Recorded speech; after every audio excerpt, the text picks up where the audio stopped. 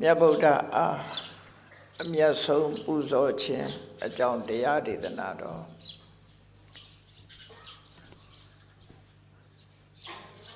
လောကမှာဖယားဆိုတဲ့အမည်နဲ့လူတွေဟာကိုယ်ဝစီကပ်နေကြတယ်ကိုယ်ဝစီကပ်ကြတဲ့အထက်မှာဖယားအစစ်မှန်ဆိုတာကိုသိရှိဖို့ခက်ခဲတယ်လို့ပဲဖယားအစစ်မှန်ဆိုတာလေပေါ်ပါဖို့ခက်ခဲတယ်ပေါ့များသောအားဖြင့်လူတွေဟာတကုရှင်ကိုကိုးကွယ်ကြတာဖြစ်တယ်တကုရှင်ကိုဖယားအဖြစ်ကိုးကွယ်ကြတာဣတရနေမာနဝါဒလို့ခေါ်တယ်လောကကြီးကိုအစိုးရတဲ့ဖန်ဆင်းနိုင်တဲ့တကုရှင်ကြီးထိုတကုရှင်ကြီးကိုကိုးကွယ်ကြတာဖယားဖြစ်ဆိုပြီးကိုးကွယ်နေကြတာဖြစ်တယ်လောကမှာဖယားဆိုတဲ့ပုဂ္ဂိုလ်ဟာဘယ်လိုပုဂ္ဂိုလ်မျိုးလဲဆိုတာဘုန်းကြီးတို့တွေသိရှိနားလည်ပြီးစစ်မှန်တဲ့ဘုရားကိုကိုယ်ဝဲစိတ်ကနိုင်မှာမိမိတို့ရဲ့ရှိရွယ်ချက်ညှို့လင်းချက်တွေဟာအောင်မြင်နိုင်မှာဖြစ်တယ်။ဒါကြောင့်လူပြောသူပြောနေတဲ့ဘုရားလို့ဆိုတဲ့ပုဂ္ဂိုလ်မျိုးတွေနဲ့ဒီကနေ့မြန်မာနိုင်ငံကကိုးကွယ်နေတဲ့ဗုဒ္ဓလို့ခေါ်တဲ့ဘုရားနဲ့ဘာကွာခြားသလဲလို့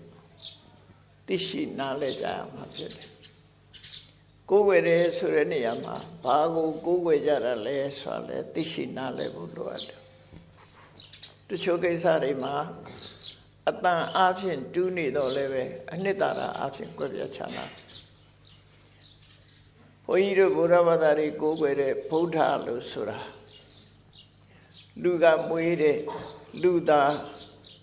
သူတော်ရှင်သူတော်စင်ပုဂ္ဂိုလ်မြတ်တူပဲဖြစ်တယ်လောကအများစုကကိုးကွယ်နေတဲ့ဟာတွေကလူသားမဟုတ်ဘူးတကုရှင်လောကကြီးကိုဖန်ဆင်းနိုင်တဲ့ပုဂ္ဂိုလ်ဖြစ်မျှော်မှန်းရော်ရမ်းပြီးတော့ကိုးကွယ်နေကြတာဖြစ်တယ်ဘုရားဘာသာတွေကိုးကွယ်တာကတကုရှင်မှုကိုးကွယ်တာမဟုတ်ဘဲနဲ့ပညာရှင်မှုကိုးကွယ်တာပဲဖြစ်တယ်ကွဲပြားခြားနားမှုတွေရှိတယ်ယုံကြည်ချက်ကို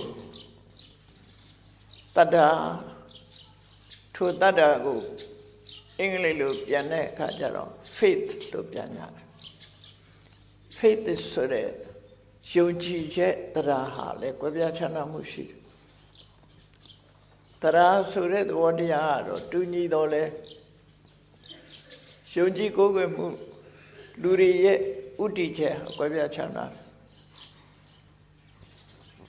တခြားဘာသာဝင်တွေကိုးကွယ်တဲ့ရှိရချက်ကပါတော့ဆိုကမ္ဘာလောကကြီးကိုဖန်ဆင်းနိုင်ပြီးအရာရာကိုချုပ်ကိုင်နိုင်တဲ့အစွမ်းတကူကိုကိုးကွယ်ကြတာဖြစ်တယ်။ဒါကြောင့်မို့အဲ့ဒီအစွမ်းတကူကိုမြော်ကိုးပြီး God bless you လို့ဘုရားသခင်ကသင်တို့အားကောင်းချီးပေးပါစေလို့ပြောတဲ့စကားတွေဟာတကူရှင်ညွှန်းတာတွေပဲဖြစ်တယ်။အဲ့တော့သူတို့ရဲ့ယုံကြည်ချက်ဟာတကူယုံကြည်တာလို့သူတို့ဆိုတယ်။တကူယုံကြည်လို့ဘုရားသခင်ကမပါစေဘုရားသခင်ကကောင်းချီးပေးပါစေလို့ဒါကသူတို့ရဲ့ယုံကြည်ကိုးကွယ်မှုကိုပြောတာဘုရားဘာသာရဲ့ယုံကြည်ကိုးကွယ်မှုက God bless you လို့သူတို့ပြောတာမဟုတ်ဘူးနော်ဘုရားသခင်မပါစေလို့လည်းပြောရမှာမဟုတ်ဘူးအဲ့ဒါကွဲပြားခြားနားမှုတွေကိုသိဖို့လိုတယ်ဘုရားဘာသာရဲ့ယုံကြည်ချက်ကပါတော့ဆိုဘုရားသခင်ရဲ့အနန္တတကုလို့ပြောကြတော့လေမြတ်စွာဘုရားကိုယ်တိုင်ကဘုရားကိုယုံကြည်တဲ့တရားတရားဆိုတာဘာကိုခေါ်တာလဲတတ္တဟတိတထာဂတတဘောဓိကတမောစဘိက္ခွေတတ္ထော ဣဒအရိယသာဝကောတတ္တဟတိတထာတတဘောဓိဒါဘုရားကိုယ်တိုင်ဟောခဲ့တဲ့စကားနော်ယုံကြည်မှုဆိုတာဘာကိုပြောတာလဲလို့ဆိုမြတ်စွာဘုရားရဲ့သဗ္ဗညုတဉာဏ်တော်ကြီးကိုယုံကြည်တာလို့သူပြောတာအဲ့တော့တကူယုံကြည်တာမဟုတ်ဘူးအစွမ်းတကူကိုယုံကြည်တာမဟုတ်ဘူးအစွမ်းတကူကိုအားကိုးတာမဟုတ်ဘူးတတ္တဟတိတထာဂတဘောဓိတထာဂတမြတ်စွာဘုရားရဲ့ဘောဓိသဗ္ဗညုတဉာဏ်လို့ခေါ်တဲ့ဉာဏ်တော်ကြီးကိုတတ္တဟတိရှုံကြည့်တယ်နှစ်သက်တယ်စိတ်ဝင်စားတယ်ထိုဉာဏ်တော်ကြီးကြောင့်ဖြစ်ပေါ်လာတဲ့အရည်ချင်းတွေ